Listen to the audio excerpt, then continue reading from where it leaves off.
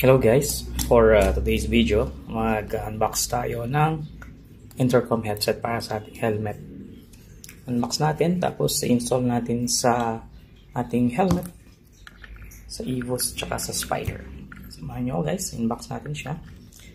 So, ang brand name ng ating intercom is Hisnox, model number HY-1001. Meron siyang range capacity ng 800 meters, hands-free call, stereo music, tsaka FM radio. Waterproof na rin siya. Pwede siyang ilagay sa kahit anong helmet. Nabili ko siya sa Shopee, 3,700. So, dalawa na siya. Pair sila. So, mura lang siya. Kung may kasama kang OBR, backride, ganun gamitin to para hindi kayo nagsisigawan sa daan. So, ayan. Meron siyang microphone, ear speaker, meron siyang clamp, velcro clamp, meron siyang USB cable, kasama ring screwdriver, tsaka velcro headphone para madaling ilagay yung headset. Sige, box natin. Tignan natin yung isa.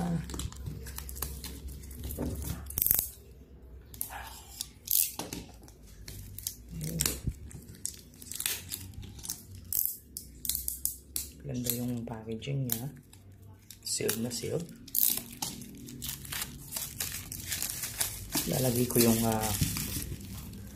link sa description box. Ayan, maganda yung packaging. Tignan natin. Yan. Napakaliit lang niya. So, yan. Maganda sa helmet natin. Meron siyang parang knob control. Sanggaan niya. Okay naman yung material. Plastic, hard plastic.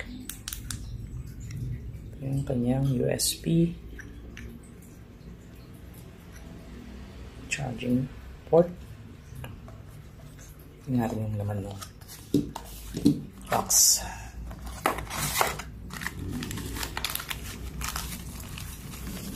Okay. Ito yung kanyang velcro para sa headset. Kasama na rin siyang Allen wrench.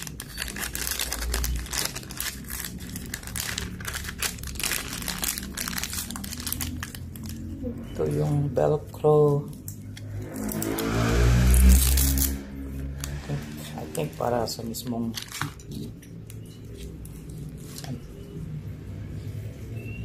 intercom to. Nilagay sa helmet. Ito yung nalagyan ng intercom. Meron siyang velcro clip. Ito yung iipit sa helmet. Tapos dito lalagay yung velcro para madaling ilagay. Tapos sa mga lanesh. And may kasamang Type-C USB cable. Okay. Ito yung kanyang mic. Yan.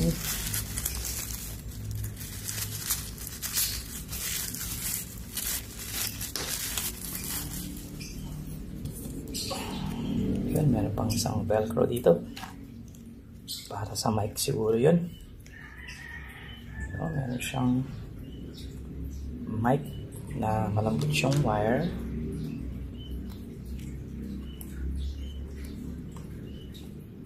Galing natin yung wire.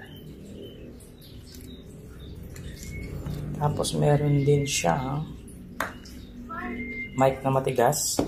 Ito magandang ilagay ito. Matigas. Ito pwede siyang ilagay ng ganyan. Pwede nga attach sa velcro. Para siyang pwede nga attach sa velcro. May pong pa siya para sa windproof. Okay, ito yung kanyang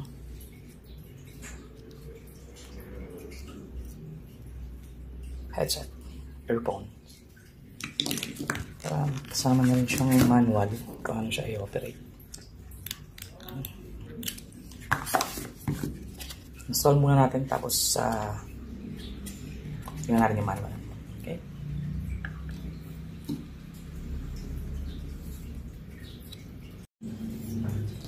Okay guys, install na natin yung ating intercom.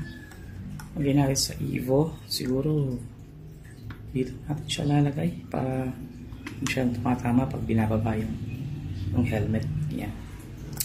Okay. So, una natin gagawin is tanggalin natin yung clip na to.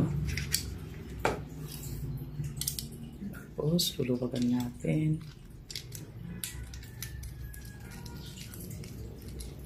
yung kanyang bolt.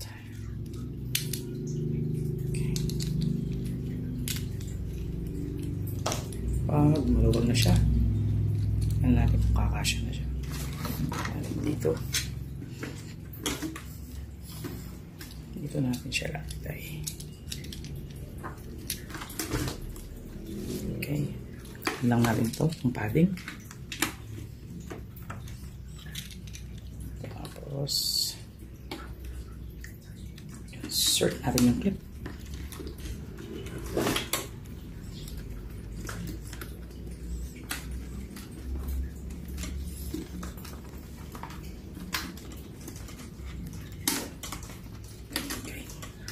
Siguraduhin natin lapat siya para sigurado hindi mahuhulog. Ayan. Then, higpitan na natin yung mga bolt niya.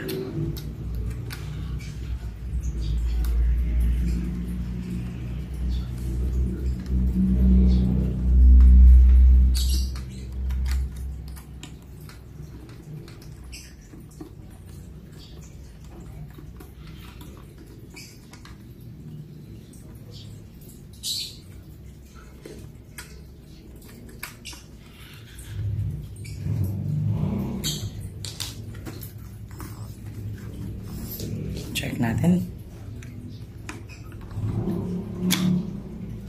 Yan.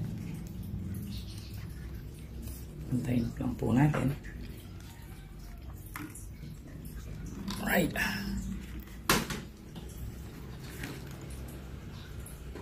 So, pag okay na po, tanggalin muna natin ito para ilagay natin yung kanyang mic. Ay, headset. Oh yeah.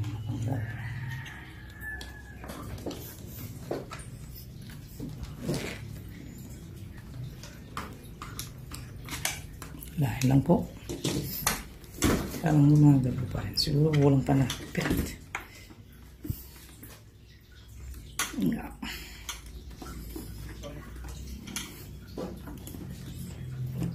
Natin.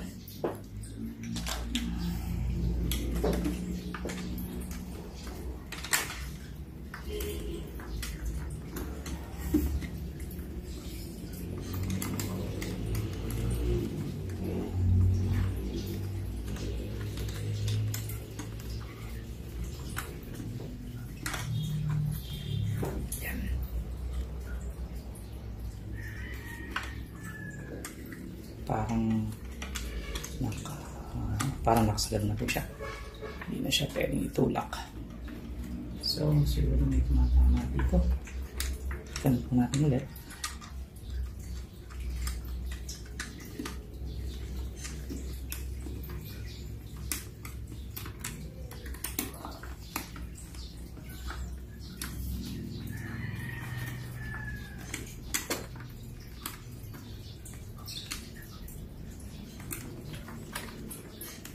Kakapit po siya.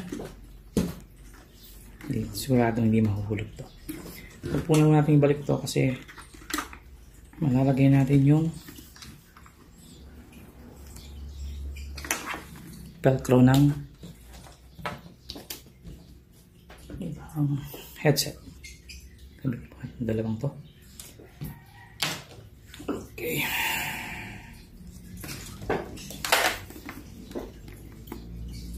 Ito po siya sa may bandang strap ng helmet. Dito, sinukatan ko po dito po tumatama yung ating tenga.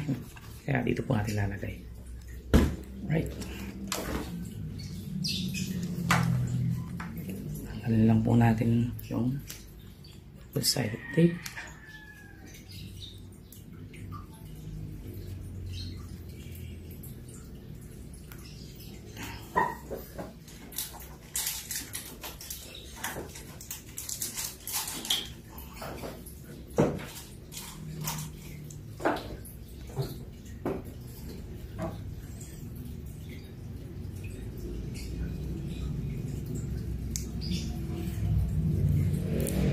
Okay, gawin na po natin dito.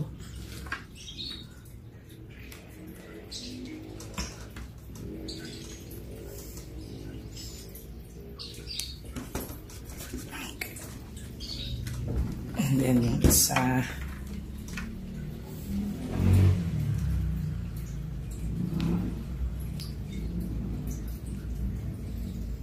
may extra velcro lang po, so kung natin lagyan sa kabilang helmet or pwede natin reposition, pwede po.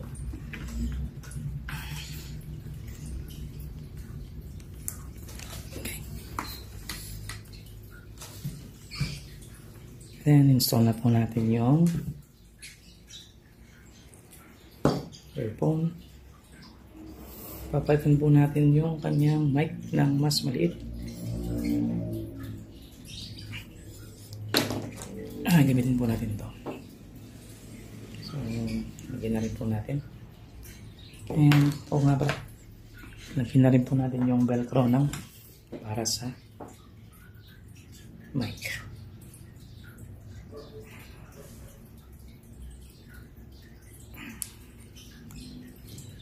Lagyan po natin. Siguro dito. Dito. Ayan. Okay.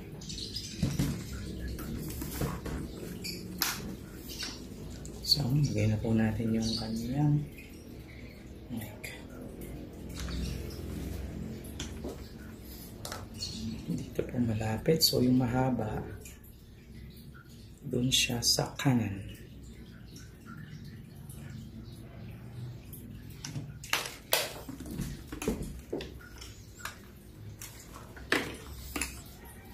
Lang po natin ang ganyan. Tapos yung wire, tago na lang po natin yung wire ito sa ilalim ng padding.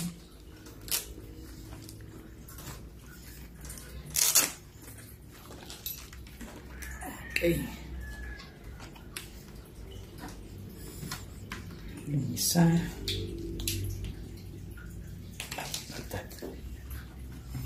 yung maiksi pa rin dito.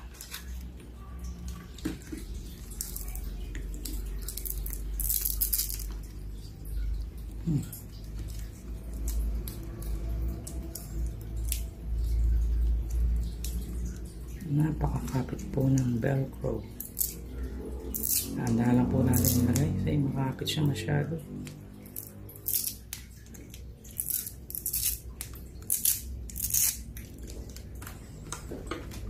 Tanggal.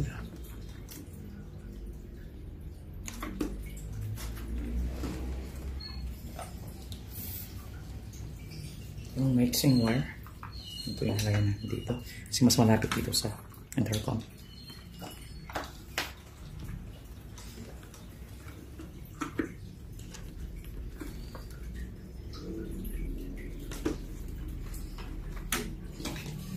Tapos yung haba dito po sa kabila.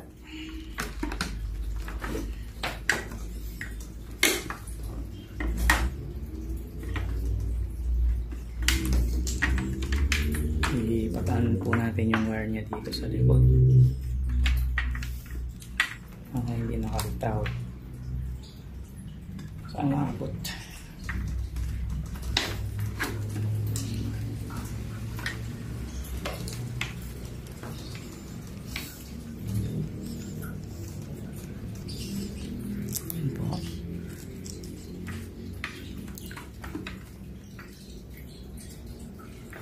Kaya lang po natin dito sa likod. Tapos balik natin yung padding.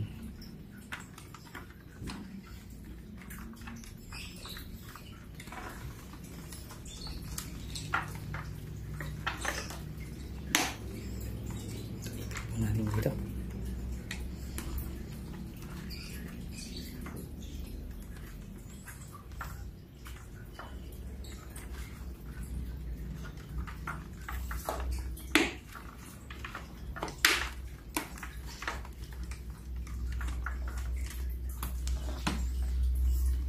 Walang nakalabas na wire.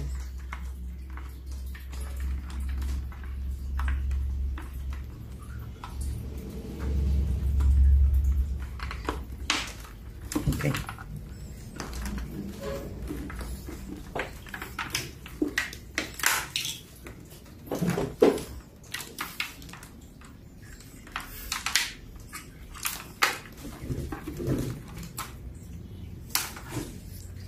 Tingnan po natin yung masukat natin yung wire.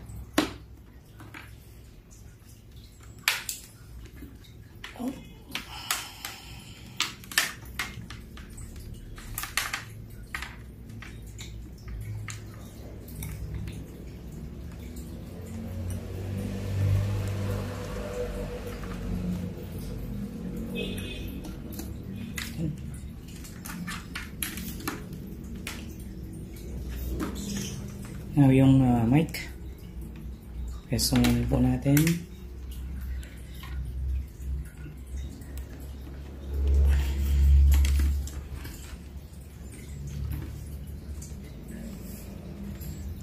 Tapos itago natin yung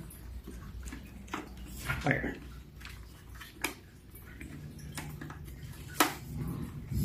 Balik ko na yung padding para hindi mahirap.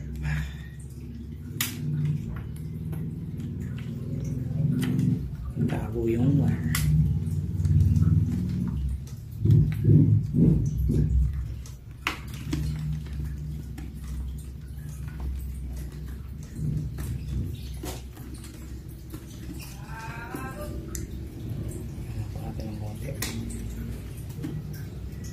And may low pa yung mic.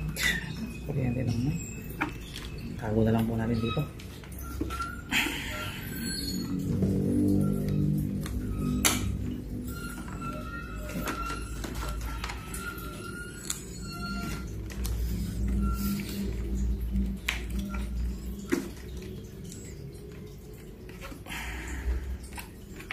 Ay, nakaharang yung kuryente.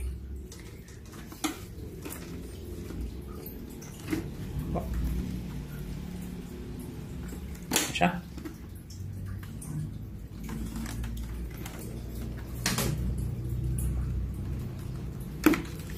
Sakto lang po, hindi malaki, sakto lang.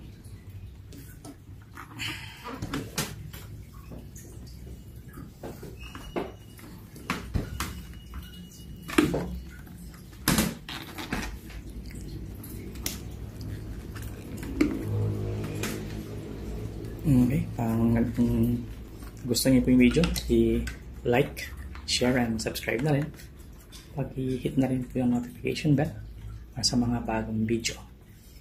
Maraming salamat po. Have a great day. Bye!